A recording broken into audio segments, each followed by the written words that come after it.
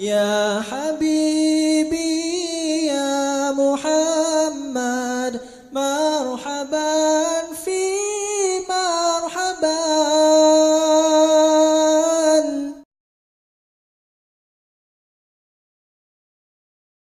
Berdoa kepada Allah Subhanahu wa taala, semoga kita sentiasa diberikan rahmat dan hidayah dan taufik di bila-bila masa insya-Allah, dan Allah Subhanahu wa taala memberikan kepada kita istiqamah dalam mempelajari ilmu agama insya-Allah. Pada hari ini apa yang saya akan membicarakan adalah menjawab beberapa soalan-soalan yang biasa ditujukan, dan hari ini kita tidak akan memberikan apa-apa nota. Kita hanya akan menjawab sahaja soalan-soalan yang ditujukan. Pertama sekali, ada soalan yang menanyakan berkenaan dengan apa hukumnya kalau seseorang ini dia tidak melakukan doa kunut. Kalau sekiranya dia tidak melakukan doa kunut, yakni kunut bagi solat sunat. Soalannya sebenarnya dia adalah kalau sekiranya seseorang ini masuk ke dalam saf dan dia lambat, dia tidak mendapatkan rakaat pertama bersama imam. Dia tidak mendapat rakaat pertama bersama imam. Dan apabila dia naik kepada rakaat yang kedua, imam membaca doa kunut. Betul ke tidak? Jadi dia pun membaca doa kunut. Selepas rakaat yang kedua ini imam salam, memberi salam. Selesai daripada solat subuh. Jadi apa makmum ini buat? Diwajibkan baginya untuk dia membayar lagi satu rakaat. Dia naik untuk lagi satu rakaat. Jadi soalannya, adakah dia disunatkan membaca doa kunut ataupun tidak disunatkan baca doa kunut? Sebab dia mengatakan tadi pada rakaat pertama dia sudah mengaminkan kunut yang dibaca oleh imam. Setelah imam yang memberi salam, dia pun naik. Adakah disunatkan pada rakaat yang kedua bagi makmum ini untuk membaca doa kunut? Jawapannya disunatkan. Kita mengatakan doa kunut ini tempatnya adalah pada rakaat yang kedua. Maka sebab disunatkan juga dia membaca doa kunut pada rakaat yang pertama, sebab kita sebagai makmum, kita mengikut apa saja yang dilakukan oleh imam. Berdasarkan dengan hadis Nabi kita sallallahu alaihi wasallam, Nabi mengatakan innama ju'ila al-imamu liyutamma bih. Sesungguhnya imam ini dijadikan bagi makmum untuk mengikutinya. Jadi imam baca doa kunut, kita baca doa kunut. Imam melakukan sujud tilawah, kita pun wajib untuk kita melakukan sujud tilawah. Imam kalau melakukan sujud sahwi, wajib tak kita melakukan sujud sahwi? Diwajibkan kita melakukan sujud sahwi. Saya memberi misal. Kalau kita masuk lambat misalnya dalam jemaah pada rakaat yang akhir, rakaat yang keempat, misalnya imam sedang tahiyat akhir, jadi kita pun masuk jemaah, imam sedang rakaat yang terakhir. Apabila kita masuk, kita duduk bersama imam dalam pada rakaat yang terakhir, pada tasyahud akhir. Tiba-tiba sebelum imam memberi salam, dia melakukan sujud sahwi. Kita pun tidak mengetahui kenapa imam melakukan sujud sahwi, sebab kita terlambat. Ada kesilapan yang berlaku pada awal yang kita tidak mengetahui. Tetapi oleh sebab imam melakukan sujud sahwi, diwajibkan kita melakukan sujud sahwi. Kalau kita tidak melakukan sujud sahwi, maka batal salat kita. Jadi walaupun kita makmum ini kita tidak mengetahui apa yang dilakukan oleh imam, tetapi wajib untuk kita mengikutinya. Ini berdasarkan dengan hadis Nabi sallallahu alaihi wasallam, innamal ju'ila al-imamu liyutamma bih. Sesungguhnya imam ini adalah seseorang yang diwajib bagi makmum untuk mengikutinya. Jadi kita mengatakan mereka yang membaca kunut ini, walaupun sudah mengaminkan kunut pada rakaat yang pertama bagi makmum, tetapi oleh sebab ini dia melakukan rakaat yang kedua, disunatkan dia melakukan kunut lagi sekali. Soalan yang kedua adalah apa hukumnya kalau seorang ini meninggalkan kunut subuh?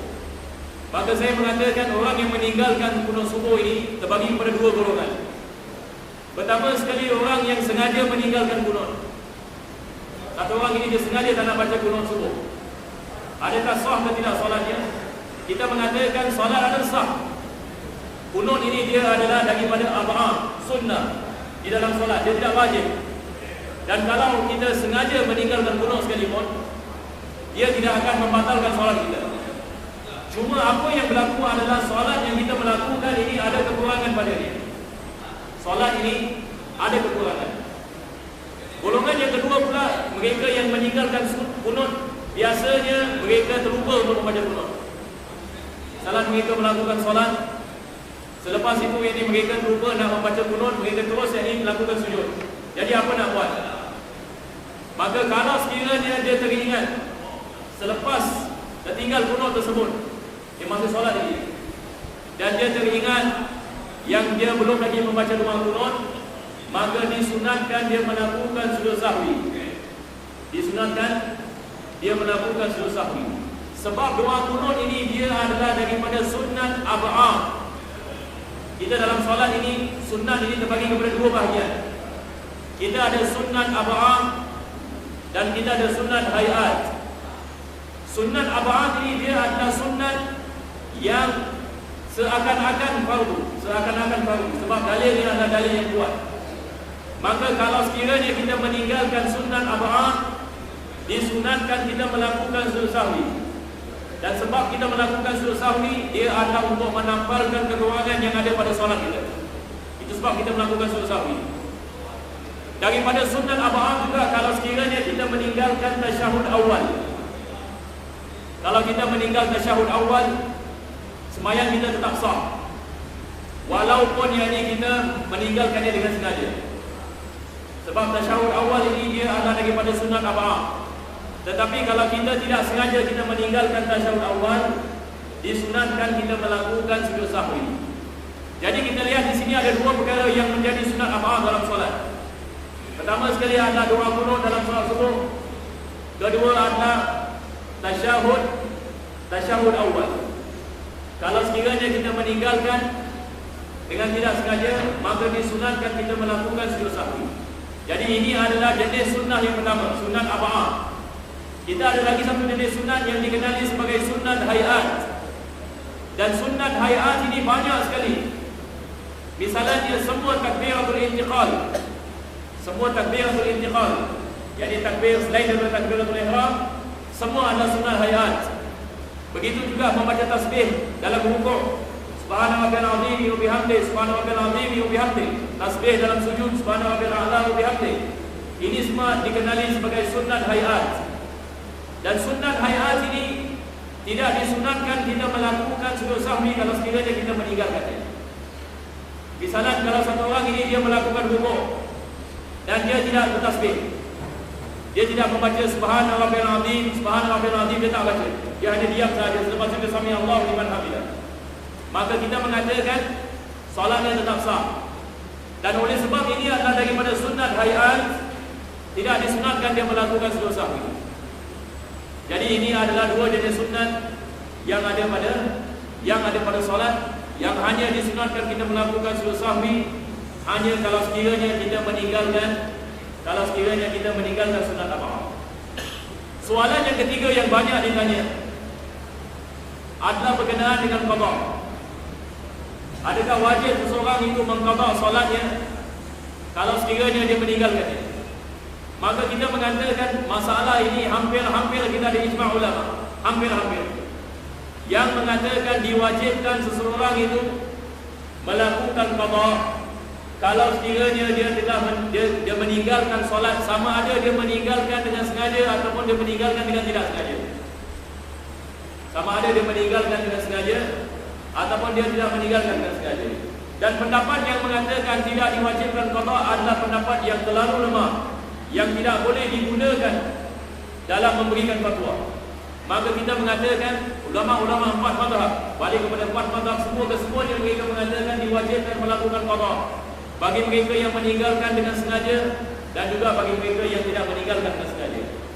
Dan jenis soalan yang biasa ditanya adalah berkenaan dengan kalau seseorang ini dia tidak solat selama 30 tahun. Misalnya satu orang ini dia tidak pernah solat seumur hidupnya, ataupun 30 tahun ataupun 40 tahun. Jadi bagaimana dia nak melakukan qada? Maka kita mengatakan pertama sekali apa yang wajib yang dilakukan bagi seorang ini, yang orang yang seperti ini, wajib dia bertaubat kepada Allah Subhanahu wa taala. Ini kewajiban yang pertama sekali. Jadi sebelum kita nak membicarakan tentang qada solat, perlu seseorang ini mengetahui kalau sekiranya dia tidak pernah melakukan solat ataupun dia meninggalkan solat, sama ada satu solat fardu ataupun bertahun-tahun meninggalkan solat, diwajibkan baginya untuk dia taubat nasuha. Ini kewajiban yang pertama sekali. Dan yang dimaksudkan dengan taubatun nasuha ini ada 3 syarat. Bukan sembarang taubat. Kita membicarakan tentang taubat dengan syarat-syaratnya. Syarat yang pertama dalam taubatun nasuha adalah diwajibkan bagi seseorang itu untuk menyesal.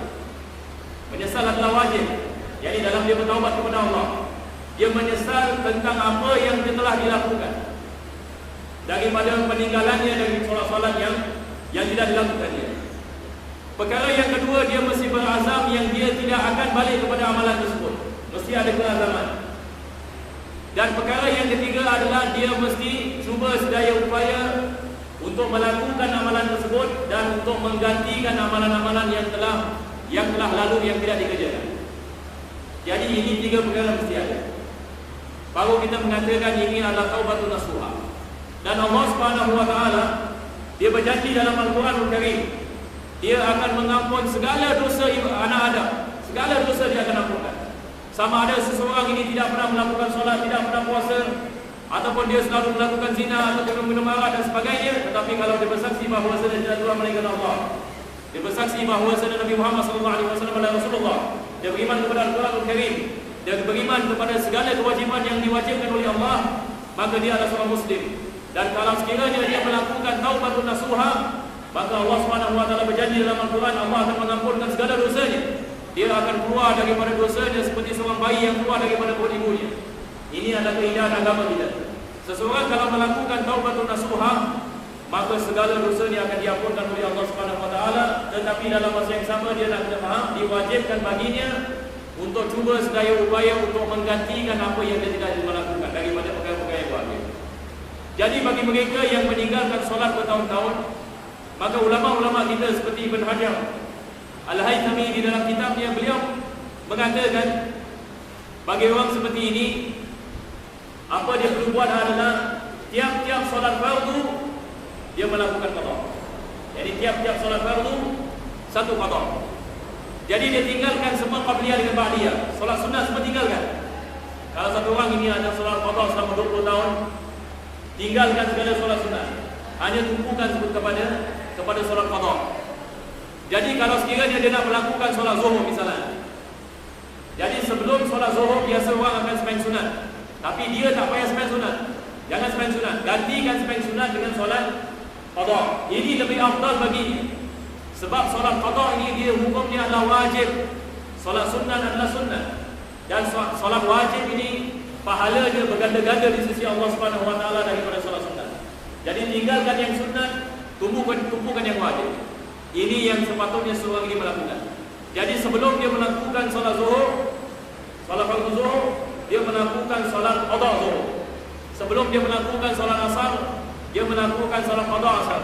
Selepas dia melakukan solat maghrib, dia melakukan qada maghrib. Begitu. Dan kalau dia ada masa misalnya masuk ke dalam masjid, tinggalkan tahiyatul masjid. Jadi dia melakukan solat qada subuh misalnya. Walaupun dalam bulan Ramadan imam melakukan solat tarawih, dia niatnya solat qada subuh, tidak ada masalah. Kita dalam mazhab Imam Syafi'i, kalau sekiranya imam melakukan solat tarawih dan kita melakukan solat qada subuh, jadi ini dibolehkan walaupun niat tidak sama. Yang penting adalah jenis solat adalah sama. Jadi jenis solat adalah sama. Kalau sekiranya jenis solat tidak sama, baru tidak dibolehkan. Misalnya kita tidak boleh makmum kepada imam yang solat jenazah dan kita solat qada subuh, ini tidak sah. Sebab solat jenazah dia tidak sama dengan solat biasa. Jadi ini yang dianjurkan bagi mereka-mereka yang meninggalkan solat. Kita mengatakan diwajibkan bagi mereka qada, tapi dalam masa yang sama kita mengatakan tak ada orang mampu untuk melakukan qada serentak selama qada 20 tahun, 30 tahun, maka semua balik kepada kemampuan. Tetapi apa yang penting adalah mesti ada usaha. Mesti ada usaha. Sekiranya kalau seorang ini dia meninggal dunia dan ada solat yang banyak yang belum lagi diqada, tetapi orang ini dia sudah bertaubat kepada Allah Subhanahu wa taala dan dia sudah berusaha untuk melakukan qada, tetapi mau datang, insya-Allah kita mengatakan Allah akan mengampunkan apa yang telah ditinggalkan. Allah karim. Tetapi kita nak kena faham ini, kita mesti ada usaha, dan Allah Subhanahu wa taala insya-Allah dia tidak akan mengazab satu jiwa juga kecuali apa yang dia mampu. Jadi ini adalah yang penting. Kalau sekiranya seseorang ini dia tidak bertaubat kepada Allah Subhanahu wa taala, apabila dia tidak melakukan solat dan dia tidak bertaubat kepada Allah, ditakuti kalau sekiranya mau datang kepadanya, ditakuti dia akan mati dalam suul khatimah, na'udzubillah. Jadi ini adalah daripada perkara yang sangat bahaya. Dan juga saya nak ingatkan berkenaan dengan kepentingan solat ini. Solat adalah daripada tiang agama.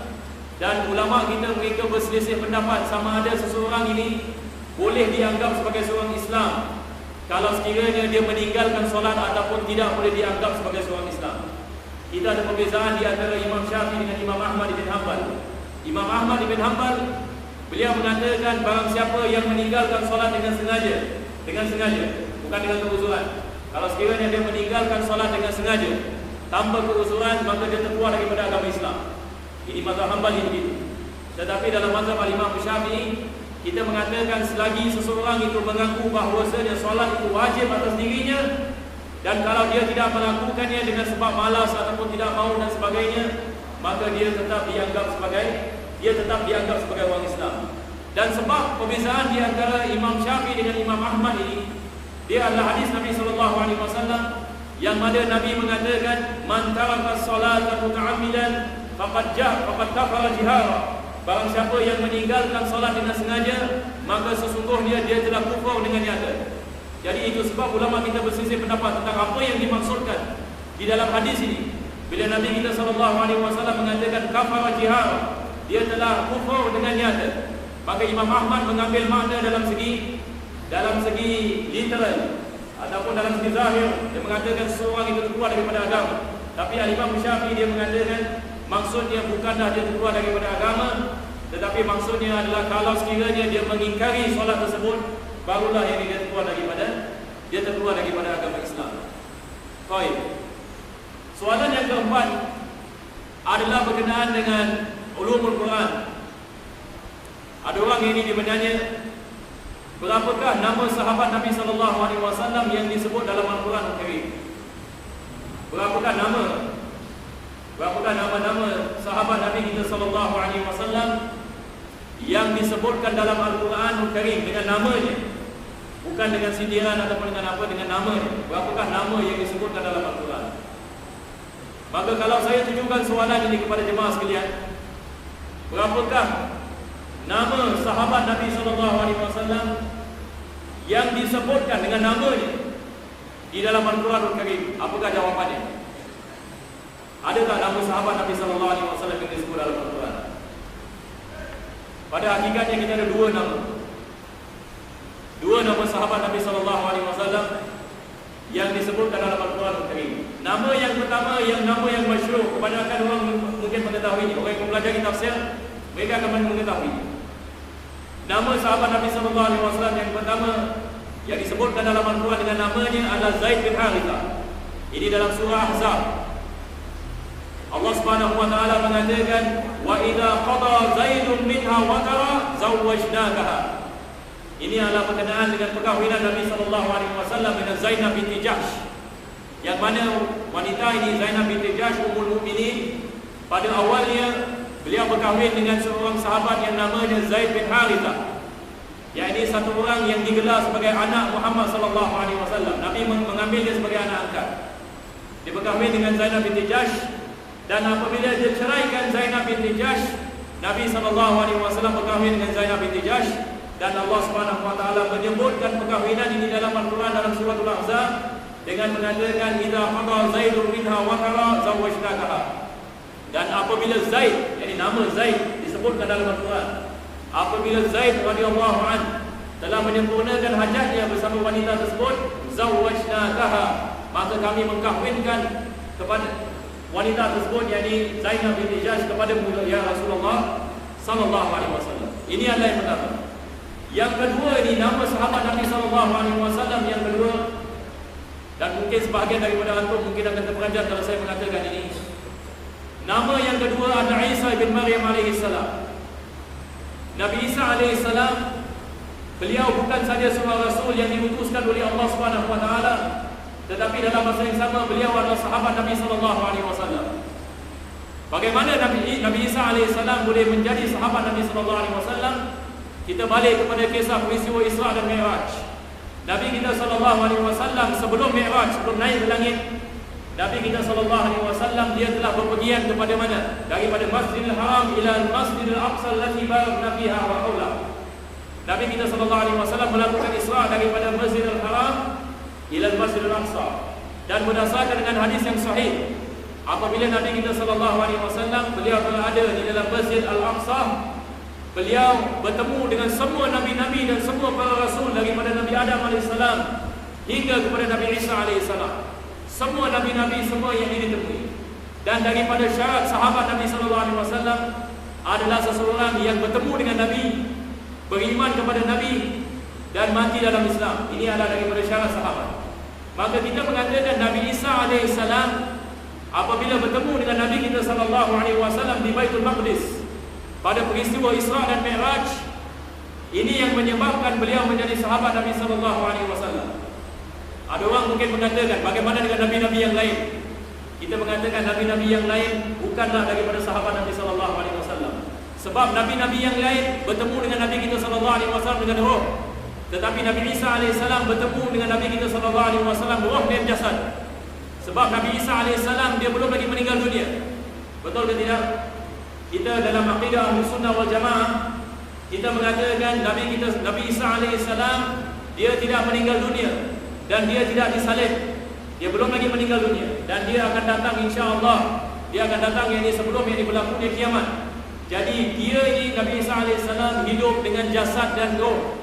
Allah Subhanahu wa taala mengatakan dalam Al-Quran, "Wa ma qataluhu wa ma salabuhu walakin syubbiha lahum wa ma qataluhu yaqina." Mereka tidak membunuhnya, mereka tidak mensalibnya, tetapi dijadikan orang lain yang serupa sepertinya. Allah Subhanahu wa taala menyelamatkan, bal rafa'ahu Allahu ilaih. Allah Subhanahu wa taala menyelamatkan Nabi Isa alaihi salam. Jadi apabila berlakunya pertemuan di antara Nabi kita sallallahu alaihi wasallam dengan Nabi Isa alaihi salam, dan oleh sebab dia bertemu dengan Nabi dalam jasad dengan roh yang dia belum lagi meninggal dunia, maka seperti mana yang dikatakan oleh Al-Imam Zahabi dan juga yang dikatakan oleh Imam Subuki di dalam kitabnya Tabaqat Syafi'atul Kubra, maka mereka mengatakan, semua yang ulama-ulama Ahlus Sunnah wal Jamaah, mereka mengatakan Nabi Isa AS bukan saja dia seorang rasul, maka dia adalah daripada sahabat Nabi kita SAW. Dan daripada perkara yang menjadi masalah berkenaan dengan datangnya Nabi Isa AS, kita lihat golongan kaum mustasyrikin. Mustasyrikin adalah golongan yakni orang yang bukan Islam, yang cuba yakni menghancurkan Islam dalam membicarakan perkara-perkara yang akan meletakkan syak dan prasangka dalam hati orang Islam. Kebanyakan daripada mereka yakni orang barat. Daripada perkara mereka mengatakan, kita lihat dari syubhah yang di sini. Kita beriman bahawa Nabi Isa AS dia belum lagi meninggal dunia. Kita mengatakan dia bukanlah orang yang disalib. Sebab nas daripada Al-Quran Al-Karim, kita tidak boleh beriman pada bahawa Nabi Isa AS dibunuh dan sebagainya. Ini boleh mengeluarkan kita daripada agama Islam. Jadi kita mengatakan Nabi Isa AS dia akan datang pada akhir zaman. Ada orang yang mengatakan, kalau sekiranya Nabi Isa AS akan datang pada akhir zaman, bagaimana kita boleh mengatakan Nabi kita SAW adalah Nabi yang terakhir yang diutuskan? Lihat syubhah di sini. Kita mengatakan Nabi kita SAW dia adalah Nabi yang terakhir. Betul ke tidak? Kita tidak boleh mengatakan ada Nabi yang akan datang selepas Nabi kita SAW. Dan kita selalu mengatakan perkara ini, bahawa siapa yang beriman bahawasanya ada Nabi yang akan datang selepas Nabi kita SAW, maka dia keluar daripada agama Islam, sebab dia bercanggah dengan Al-Quran Al-Karim. Allah Subhanahu wa taala mengatakan, "Ma kana Muhammadun aba ahadin min rijalikum walakin Rasulullah wa khataman nabiyyin." Bukanlah Muhammad sallallahu alaihi wasallam salah seorang daripada bapa-bapa kamu, tetapi dia adalah Rasulullah. Dia adalah seorang rasul yang diutuskan oleh Allah kepada kamu, wa khataman nabiyyin, dan dia adalah penutup segala nabi.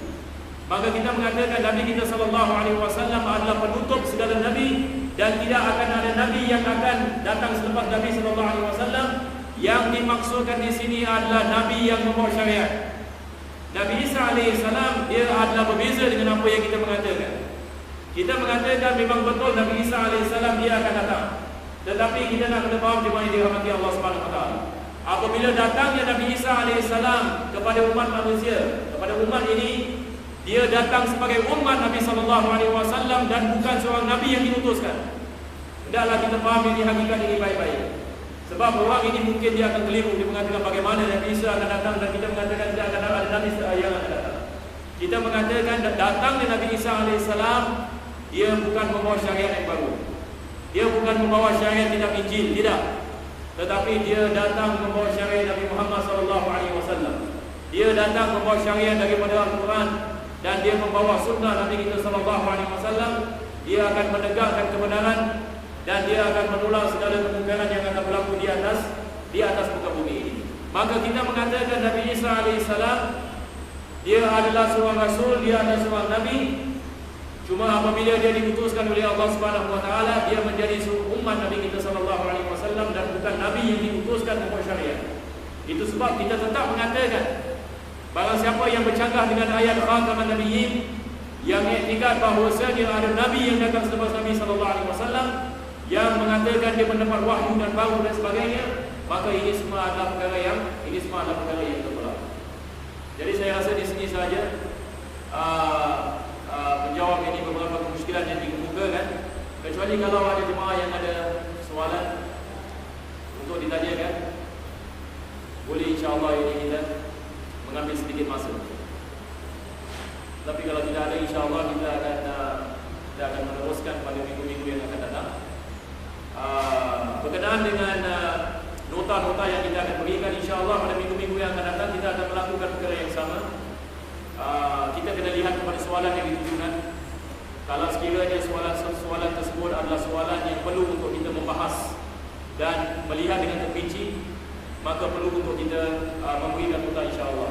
Dan akan datang insya-Allah kita akan membicarakan tentang mana bid'ah. Daripada soalan yang kita akan menunjukkan dan kita akan membahaskan adalah berkenaan dengan maksud bid'ah. Sebab kita tinggal dalam zaman yang penuh dengan fitnah. Banyak orang keliru tentang apa itu bid'ah dan apa yang bukan bid'ah. Dan memandangkan kita ini akan datang kepada bulan Rabiul Awal, kita akan menyambut insya-Allah Maulid Nabi kita sallallahu alaihi wasallam. Dan biasa ada orang sebab akan tanya, adakah Maulid bid'ah? Ini perkara yang sudah bertahun-tahun daripada dulu. Soalan yang sama, apabila datang bulan Maulid, nanti adalah ini bid'ah dan sebagainya. Jadi insya-Allah pada minggu-minggu yang akan datang, mungkin pada minggu depan ataupun 2 minggu, insya-Allah kita akan mengadakan sesi membicarakan tentang makna bid'ah. Dan juga kita akan mengadakan sesi untuk menerangkan kenapa kita sambut Maulid Nabi kita sallallahu alaihi wasallam dengan dalil dari Al-Quran dan Sunnah. Insya-Allah taala wa sallallahu ala sayyidina Muhammadin wa ala alihi wasallam. Alhamdulillahirabbil alamin.